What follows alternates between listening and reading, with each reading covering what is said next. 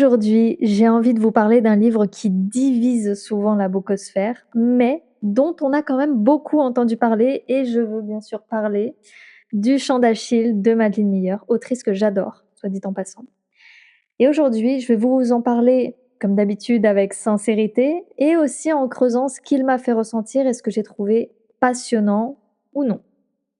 Alors d'abord le roman, c'est une réécriture du mythe grec d'Achille, mais vu non pas par le héros lui-même, mais par Patrocle, son ami d'enfance, puis son amant. Et c'est pas un spoil que de le dire. En fait, on va suivre leur relation depuis qu'ils se connaissent depuis enfant, jusqu'au destin tragique d'Achille pendant la fameuse guerre de Troie. Alors, je dois dire que le personnage de Patrocle m'a beaucoup touchée. Vraiment, il dégage une douceur, une forme de lumière intérieure, presque de pureté, mais jamais mièvre, vous voyez? Il est vraiment profondément humain et c'est peut-être pour ça qu'il m'a davantage marqué que Achille lui-même.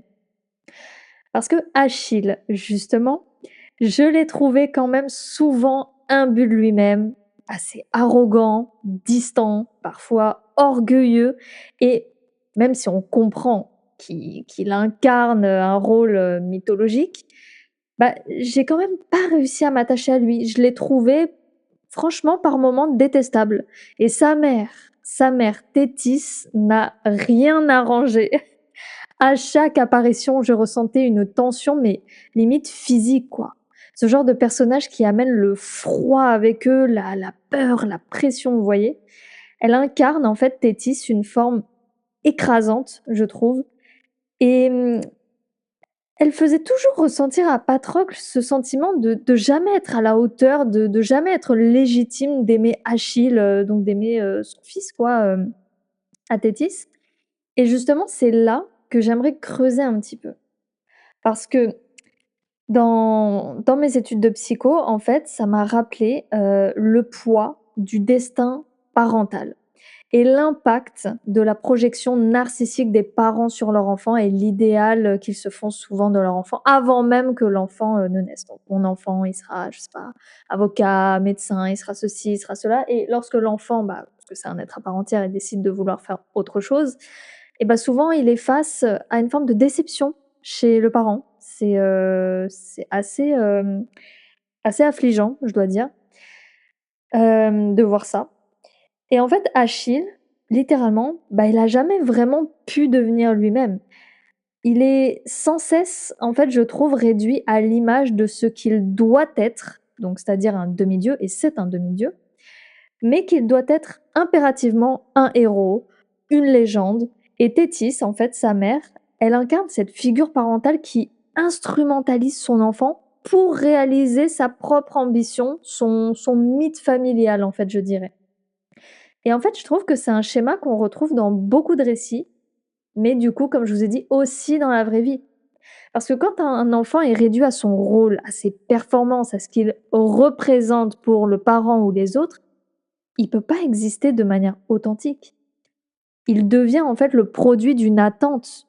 Il devient un masque, un costume et ça, c'est un thème que j'ai trouvé vraiment puissant dans ce roman. Du moins que moi j'ai saisi de cette manière-là. Et ce qui rend en fait la relation entre Achille et Patrocle encore plus précieuse à mes yeux, c'est parce qu'en dépit de tout ça, Patrocle, lui, il reste celui qui voit Achille au-delà du masque, au-delà de la légende. Et en fait, Patrocle, il l'aime non pas pour sa gloire, mais pour sa vulnérabilité, ses silences, ses doutes, pour cet homme qu'il aime pour ce qu'il est. En fait, il aime Achille pour ce qu'il est profondément, littéralement. Et même si cette relation, honnêtement, m'a semblé un peu parfois idéalisée, hein, je dois dire, elle garde quand même une forme de pureté. Vraiment une pureté qui est assez rare, je trouve, dans mes lectures de manière générale. Donc c'était plutôt très appréciable. En revanche, je vais être honnête, j'ai trouvé quand même le rythme, assez lent pour moi. J'y ai trouvé quelques longueurs, personnellement. J'ai pas été happée comme, je m'y attendais. Je l'ai lu vraiment avec un regard d'admiration pour la plume de l'autrice de manière générale, parce qu'elle est vraiment très douée. Elle est à la fois polé j'allais dire polétique, oui évidemment, poétique, descriptive, contemplative et infiniment profonde vraiment et puis pleine de métaphores, hyper parlantes qui permettent de vraiment ressentir les choses encore plus dans la lecture, vous voyez? Donc il y avait ce regard d'admiration, mais dans une forme de distance. L'écriture était magnifique, ça c'est clair, mais j'avais quand même le sentiment souvent d'être en dehors du récit, comme si je regardais cette œuvre, hem, qui était belle, mais un peu inaccessible émotionnellement, vous voyez? Je pense qu'entre Achille, Thétis, après Achille je le détestais pas, mais c'est vrai que,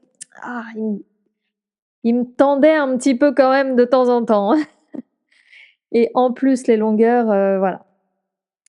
Et vous voyez, contrairement au Chant d'Achille, Circé, de la même autrice, m'a totalement happée.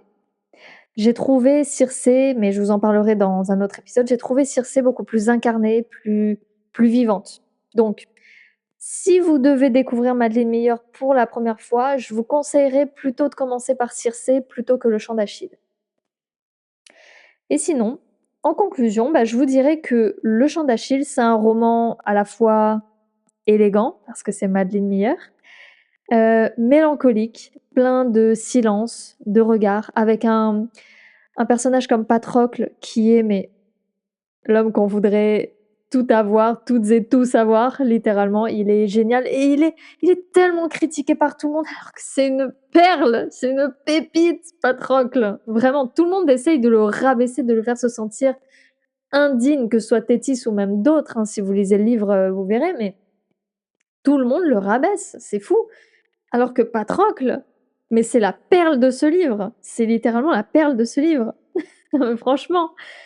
En tout cas, si vous aimez les récits contemplatifs, mythologiques, parce que là, vous allez en avoir de la mythologie, hein.